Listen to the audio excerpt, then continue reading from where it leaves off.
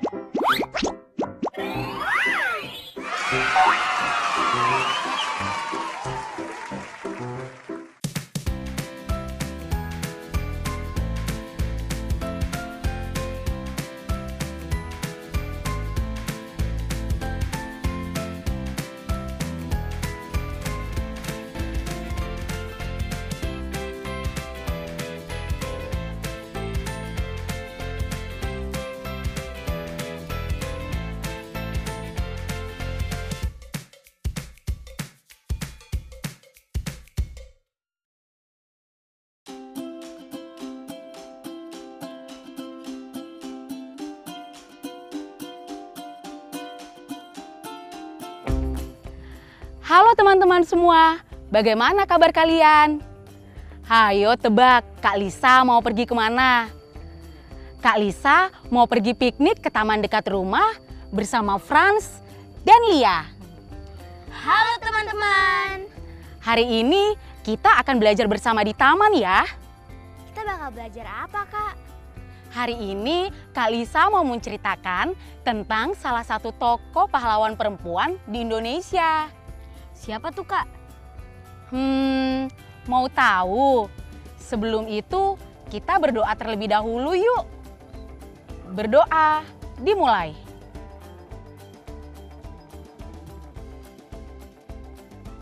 Berdoa, selesai. Yuk teman-teman, kita siapkan dulu buku dan alat tulis kalian.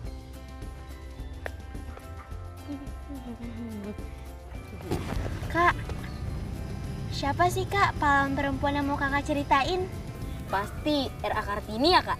Cuk Nyakdin. Bukan, kali ini daerah asalnya sama seperti Cut Nyadin. Dari Aceh. Siapa Kak namanya? Namanya Laksamana Kemalahayati. Ayo membaca. Laksamana Malahayati. Kemalahayati begitulah nama kecil dari pimpinan armada perang Kesultanan Aceh. Ia lahir di Aceh Besar pada tahun 1550. Kemalahayati atau Malahayati adalah perempuan laksamana laut pertama di dunia. Kakek dan ayahnya adalah Panglima Angkatan Laut Kesultanan Aceh. Semasa kecil hingga remaja, ia mendapatkan pendidikan budi pekerti dan ketaatan pada agama. Sebagai sosok yang berkerabat dengan keluarga istana, di rumah ia diberi kesempatan orang tuanya untuk belajar beragam bahasa. Itu sebabnya sampai dewasa, Malahayati sangat pandai berbahasa Inggris, Perancis, Spanyol, di samping bahasa Melayu dan Aceh. Malahayati sering diajak ayahnya melihat pelabuhan dan latihan perang di laut yang dilaksanakan kapal perang Aceh. Saat ayahnya meninggal dalam pertempuran melawan Portugis tahun 1575, Malahayati sangat berduka. Ia kian gundah dengan keadaannya sebagai perempuan. Mulai saat itu ia berpikir, seandainya ia lahir sebagai laki-laki, tentu bisa menjadi Laksamana yang melanjutkan perjuangan ayahnya.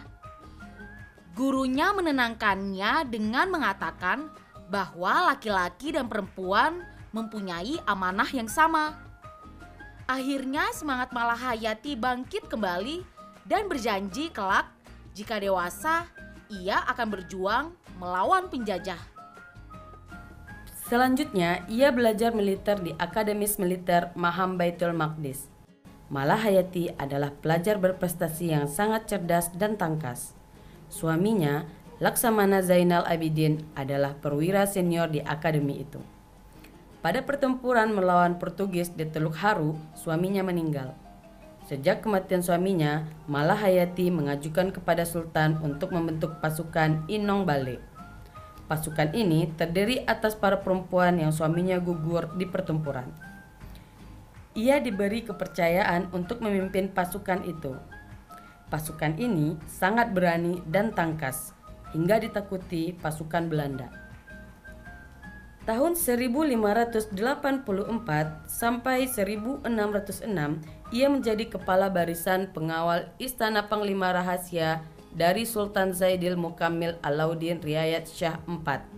Salah satu tugas utamanya adalah melindungi pelabuhan dagang di Aceh. Pada tanggal 21 Juni 1599, Laksamana Malahayati berhadapan dengan kapal Belanda yang berusaha memasuki Aceh dengan paksa. Akhirnya terjadi perlawanan yang menyebabkan Cornelis de Houtman dan beberapa tentaranya tewas. Laksamana Malahayati juga andal dalam diplomasi, sehingga mewakili Sultan Aceh dalam perundingan dengan Belanda. Dalam perundingan itu, Belanda harus membayar ganti rugi kepada Kesultanan Aceh. Malahayati gugur dalam pertempuran melawan armada Portugis yang dipimpin Alfonso de Castro tahun 1615. Makamnya di Gampong Lamreh, Kruing Raya, Kecamatan Masjid Raya, Kabupaten Aceh Besar. Laksamana Malahayati mendapat gelar pahlawan nasional pada tanggal 9 November 2017. Nah, itu dia tadi kisah tentang salah satu pahlawan perempuan di Indonesia. Yang aku tahu pahlawan perempuan itu R.A. Kartini, Cut Nyakdin, Martha Christina Tiahaku. Iya kak, aku juga jarang dengar namanya. Nah, teman-teman, setelah mendengar kisahnya tadi, sekarang kita coba jawab pertanyaan-pertanyaan ini yuk. Pertama, siapakah Laksamana Malahayati itu? Beliau adalah Laksamana perempuan pertama di dunia. Kedua, bagaimana pendidikan dan prestasi Malahayati? Beliau mendapatkan pendidikan budi pekerti dan taat agama, serta sangat pandai berbagai bahasa seperti Inggris, Perancis, Spanyol, Melayu, dan Aceh. Ketiga, siapakah pasukan Inong Bale yang dipimpin oleh Laksamana Malahayati itu? Pasukan Inong Bale adalah pasukan yang prajuritnya terdiri dari perempuan-perempuan yang suaminya gugur saat perang. Keempat, apa alasan Sultan Aceh memberi kepercayaan kepada Laksamana Malahayati untuk memimpin pasukan Inong Bale? Karena pasukan ini sangat berani dan tangkas, sehingga ditakuti oleh pasukan Belanda. Kelima, siapakah nama pemimpin pasukan Belanda yang meninggal saat melawan Laksamana Malahayati? Nama pemimpin pasukan Belanda yang meninggal saat melawan Laksamana Malahayati adalah Cornelis The Houtman. Keenam, nilai pelajaran apa yang bisa kita ambil dari biografi Laksamana Malahayati? Ya, nilai kepahlawanan dan keberanian Laksamana Malahayati tentu bisa menjadi tantangan bagi kita untuk semangat membangun bangsa. Salah satunya dengan rajin belajar ya. Nah, kalau kalian, pelajaran apa yang bisa kalian ambil dari kisah tadi? Perempuan sama beraninya seperti laki-laki. Penjajah itu harus diusir dari Indonesia. Pokoknya sampai kapanpun gak boleh ada namanya penjajah. Nah, ada nggak kosakata baru yang belum kalian mengerti dari kisah tadi? Apa ya? Nah, teman-teman, ada kosakata baru nih dari Profesor Kata. Yuk kita simak bareng-bareng. Kata baruku. Halo adik-adik, bertemu lagi dengan Profesor Kata. Kata baru apa yang akan kita pelajari hari ini? Siapkan buku catatan kalian ya. Armada. Armada adalah rombongan kapal perang atau kapal dagang. Diplomasi. Diplomasi adalah kecakapan dalam hal perlindungan antar negara dan negara. Itu tadi semua kosakata baru kita hari ini. Sampai jumpa. Ayo berlatih. Yuk kita keliling taman. Nah, sambil kita keliling taman, coba lengkapi kalimat rumpang ini.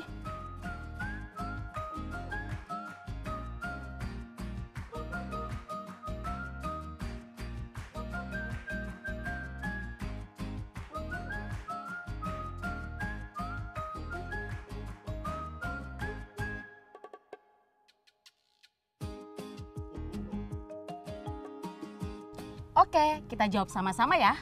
Kalimat pertama, siapa nih yang mau jawab? Aku Kak. Malahayati gugur dalam pertempuran melawan Alfonso de Castro pada tahun 1615. Betul. Kalau kalimat kedua, Aku tahu Kak, Cornelis de Houtman adalah pemimpin tentara Belanda yang meninggal dalam perlawanan dengan pasukan Malahayati. kalimat ketiga, gantian Kalisa yang jawab ya. Kalimatnya jadi, sejak kematian suaminya, Malahayati memimpin pasukan Inong Bale yang terdiri atas perempuan yang suaminya gugur di pertempuran. Kalimat keempat, kamu Frans. Kalimat keempat, aku inget-inget dulu ya.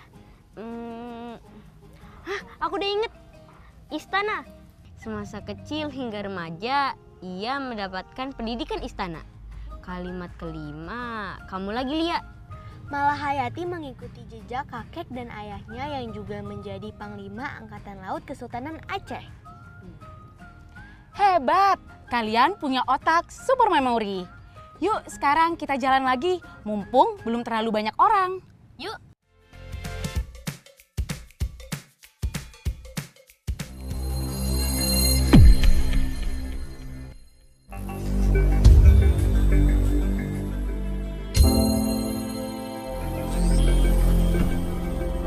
Aku kangen sekolah. Aku kangen Bapak Ibu guru. Aku rindu kawan-kawanku.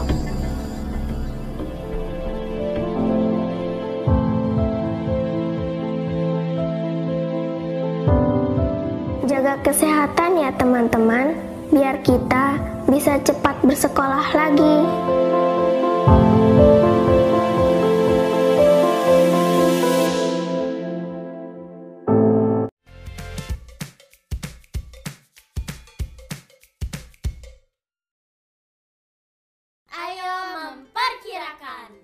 Perhatikan gambar berikut. Satu simbol atau gambar orang ini mewakili 50 orang. Nah, sekarang coba tentukan perkiraan banyaknya pengunjung perpustakaan pada hari Senin dan Selasa. Caranya seperti yang sudah Kalisa jelaskan kemarin. Karena satu simbol atau gambar orang mewakili 50 orang, maka kalau ada simbol 2 orang seperti ini berarti 2 dikali 50 sama dengan 100 orang. Mudah kan? Nah, Kakak buatin sandwich ini untuk kalian berdua.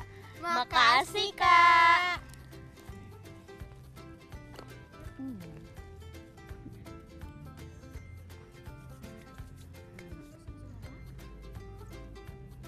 Oh iya Lia, kamu udah selesai mengumpulkan data asal murid-murid di sekolah kita belum?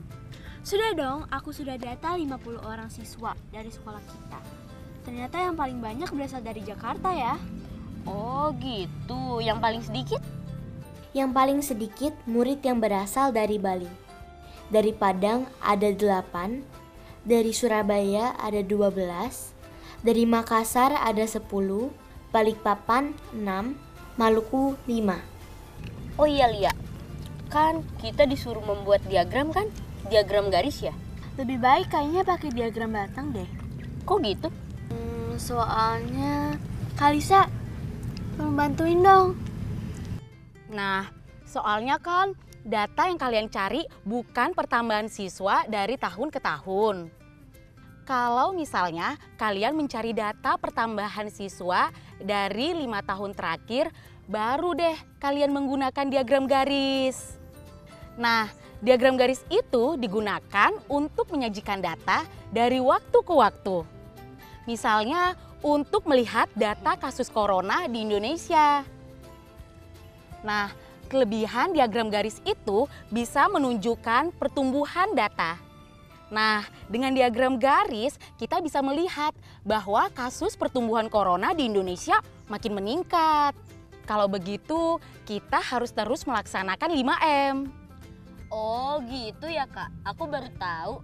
Nanti kita ngerjain PR-nya bareng ya. Sip, tenang aja.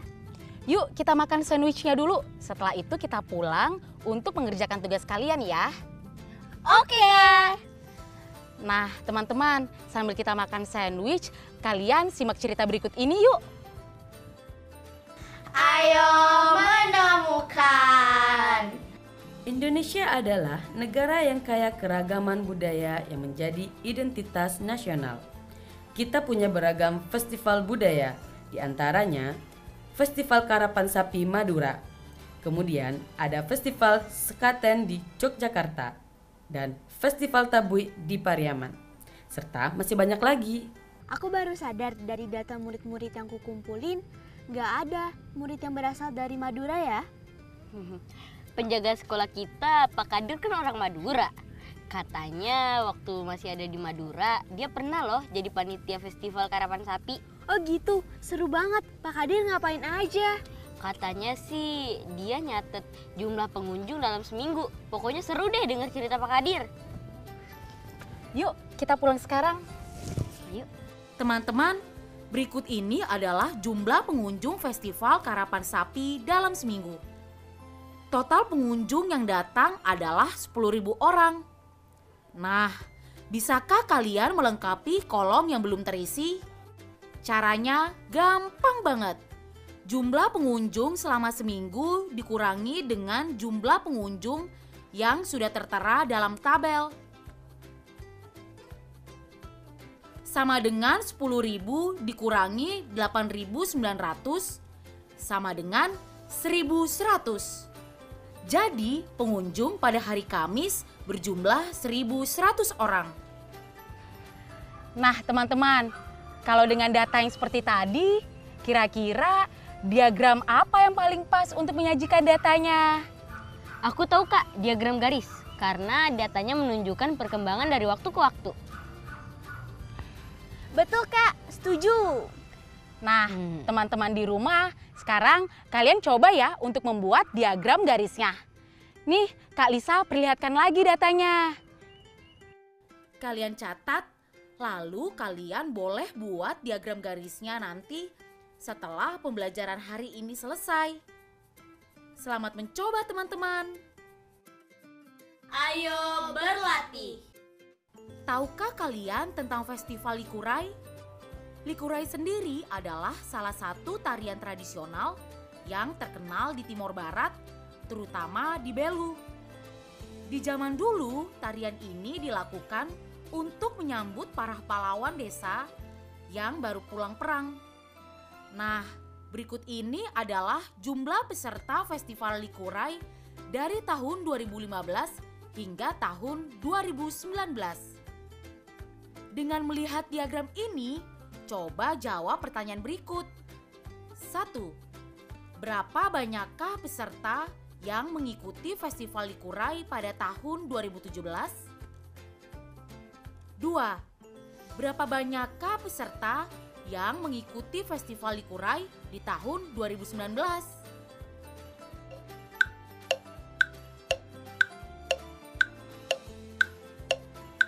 Kalian sudah temukan jawabannya? Ya, betul. Peserta Festival Likurai tahun 2017 sebanyak 70 sampai 80 orang. Sementara peserta di tahun 2019 adalah sebanyak 125 sampai 135 orang. Proyek kreatif minggu ini. Kayaknya Lia dan Franz bisa mengerjakan sendiri nih tanpa bantuan kakak. Sekarang kita membahas proyek mingguan kita hari ini.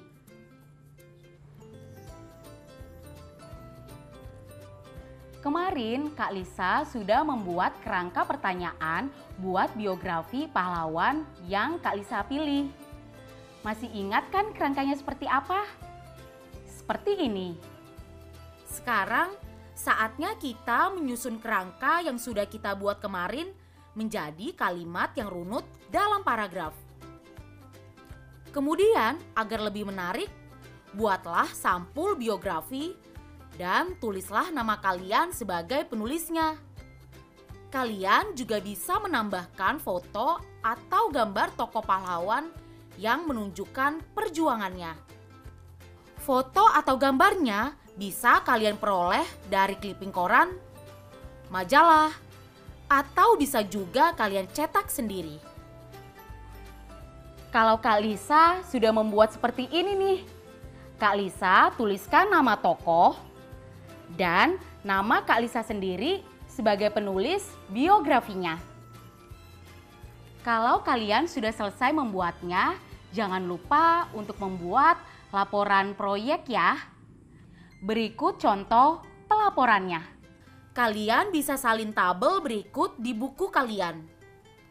Kolom sebelah kiri, tulis aktivitas apa saja yang kalian lakukan selama menulis biografi.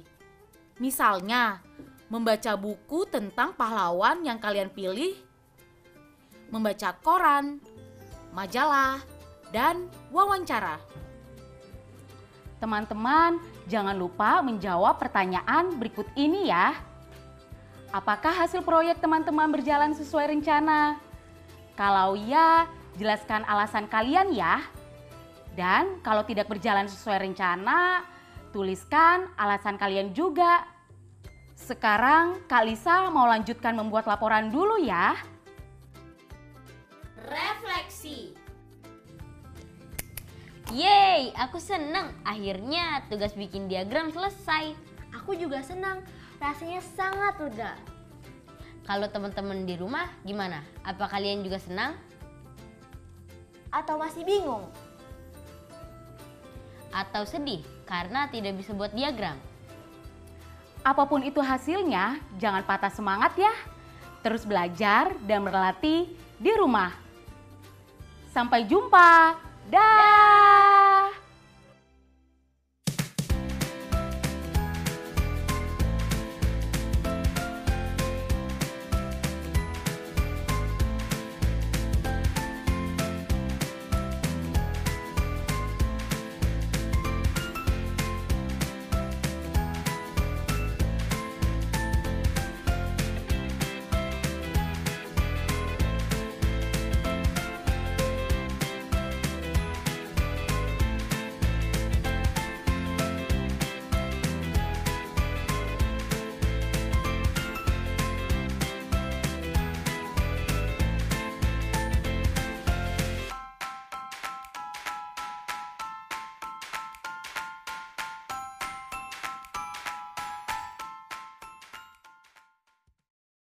Sekarang tetap belajar dari rumah ya teman-teman.